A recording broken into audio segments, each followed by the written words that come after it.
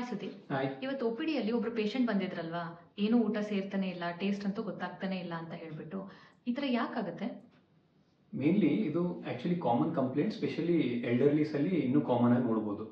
ಏನಾಗುತ್ತೆ ಅಂದರೆ, ಈಗ ನಾವು ಒನ್ ಬೈ ಒನ್ ರೀಸನ್ಸ್ ನೋಡ್ತಾ ಹೋಗೋದಾದರೆ, ಫಸ್ಟು ಟೇಸ್ಟ್ ಬಡ್ಸ್ ಅಂತ ಇರುತ್ತಲ್ಲ, ಟೇಸ್ಟ್ ಬಡ್ಸಿಗೆ ಏನಾದರೂ ಡಿಸ್ಫಂಕ್ಷನಲ್ ಆದರೆ ಅದು ಯಾವಾಗ ಆಗೋ ಚಾನ್ಸಸ್ ಇರುತ್ತೆ?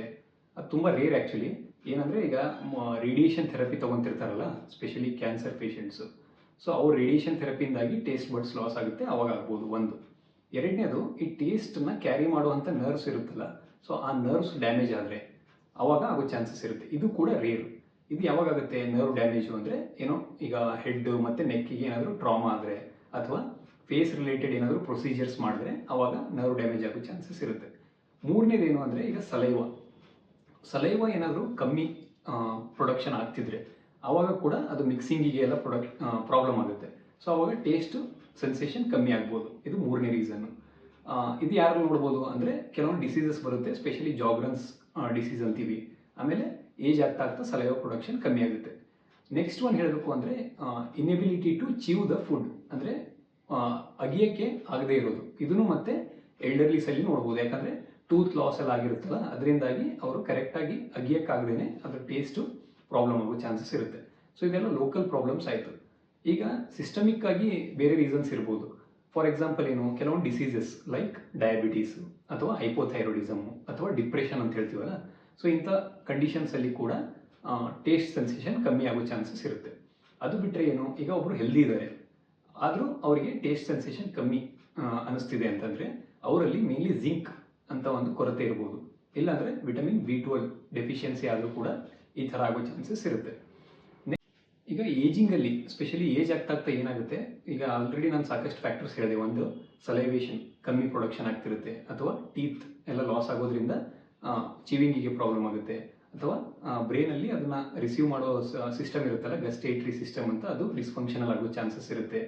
ಅದ್ರ ಜೊತೆಗೇನೆ ಡಯಟ್ರಿ ಡೆಫಿಷಿಯನ್ಸಿ ಆಗೋ ಚಾನ್ಸಸ್ ಇರುತ್ತೆ. ಅದು ಬಿಟ್ಟರೆ ಮಲ್ಟಿಪಲ್ ಟ್ಯಾಬ್ಲೆಟ್ಸು ತೊಗೊತಿರ್ತಾರೆ, ಏನೋ ಮೆಡಿಕೇಷನ್ಸ್ ಮೇಲೆ ಇರ್ತಾರಲ್ಲ, ಅದು ಪಾಲಿಫಾರ್ಮಸಿ ಅಂತೀವಿ.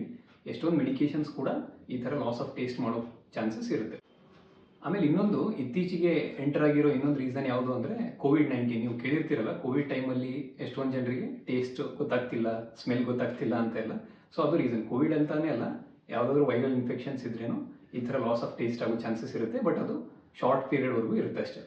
ಸೊ ಈ ಥರ ಆದಾಗ ನಾವು ಏನೇನು ಮೆಜರ್ಸ್ ತೊಗೊಬೋದು, ಅಥವಾ ಫಸ್ಟ್ ಏನು ನೋಡೋಣ ಅಂದರೆ, ಇದ್ರದ್ದು ಎಫೆಕ್ಟ್ ಏನೇನಿರುತ್ತೆ ಈ ಥರ ಲಾಸ್ ಆಫ್ ಟೇಸ್ಟ್ ಆದರೆ.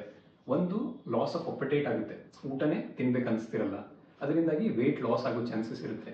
ಕೆಲವೊಬ್ಬರಿಗೆ ಇನ್ನೂ ಸಿವಿಯರ್ ಆಗಿಬಿಟ್ಟು ಸೈಕಾಲಜಿಕಲ್ ಎಫೆಕ್ಟ್ಸ್ ಆಗೋ ಚಾನ್ಸಸ್ ಕೂಡ ಇರುತ್ತೆ. ಸೊ ಇವೆಲ್ಲ ಅದರದ್ದು ಸೈಡ್ ಎಫೆಕ್ಟ್ಸ್ ಅಂತ ಹೇಳ್ಬೋದು. ಸೊ ಈಗ ಮೇಜರ್ಸ್ ಹೇಗೆ ತೊಗೋಬೋದು? ಒಂದು, ಸ್ಮಾಲ್ ಫ್ರೀಕ್ವೆಂಟ್ ಮೀಲ್ಸ್ ಅನ್ನು ತೊಗೊಂಡ್ರೆ ಒಳ್ಳೆಯದು. ಆಮೇಲೆ ಆ ಮೀಲ್ಸಲ್ಲಿ ಆದಷ್ಟು ಹರ್ಬ್ಸ್ ಅಂತೀವಿ, ಅದು ಬಿಟ್ಟರೆ ಸ್ಪೈಸಸ್ ಯೂಸ್ ಮಾಡಿ. ಈ ಥರ ವೆರೈಟಿ ಆಫ್ ಟೇಸ್ಟ್ಸ್. ಈಗ ಏನಾಗುತ್ತೆ, ಬೇರೆ ಬೇರೆ ಡಿಫ್ರೆಂಟ್ ಟೇಸ್ಟ್ಸ್ನ ಟ್ರೈ ಮಾಡೋದ್ರಿಂದ ಟೇಸ್ಟ್ ರಿಹ್ಯಾಬಿಲಿಟೇಷನ್ ಆಗುತ್ತೆ.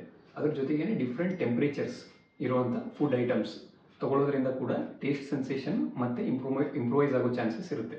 ಇದು ಒಂದು. ಆಮೇಲೆ ಓರಲ್ ಹೈಜೀನ್ನ ಮೇಂಟೈನ್ ಮಾಡಬೇಕು. ಅದು ಬಿಟ್ಟರೆ ಈಗ ಡಾಕ್ಟರ್ಸ್ ಹೆಲ್ಪ್ ತೊಗೊಂಡು ಜಿಂಕ್ ಡೆಫಿಷಿಯನ್ಸಿ ಇದ್ದರೆ ಜಿಂಕ್ ಪ್ರಿಸ್ಕ್ರಿಪ್ಷನ್ಸ್ ಕೊಡ್ತಾರೆ. ಅದು ಬಿಟ್ಟರೆ ಇನ್ನೊಂದು ಆಲ್ಫಾ ಲೈಪೋಯಿಕ್ ಆ್ಯಸಿಡ್ ಅಂತ ಬರುತ್ತೆ, ಅದು ತೊಗೋಬೋದು. ಅದು ಬಿಟ್ಟರೆ ಈಗ ಇನ್ನೊಂದು ರೀಸನ್ ಹೇಳಿದೆ, ಸಲೈವ ಕಮ್ಮಿ ಪ್ರೊಡಕ್ಷನ್ ಆಗ್ತಿದ್ರೆ ಅದಕ್ಕೆ ಆರ್ಟಿಫಿಷಿಯಲ್ ಸಲೈವಾನು ಕೂಡ ಬಂದಿದೆ. ಸೊ ಇಷ್ಟೊಂದೆಲ್ಲ ಮೇಜರ್ಸು ಹೆಲ್ಪ್ ಆಗುತ್ತೆ. Okay, thank you so much. Thank you.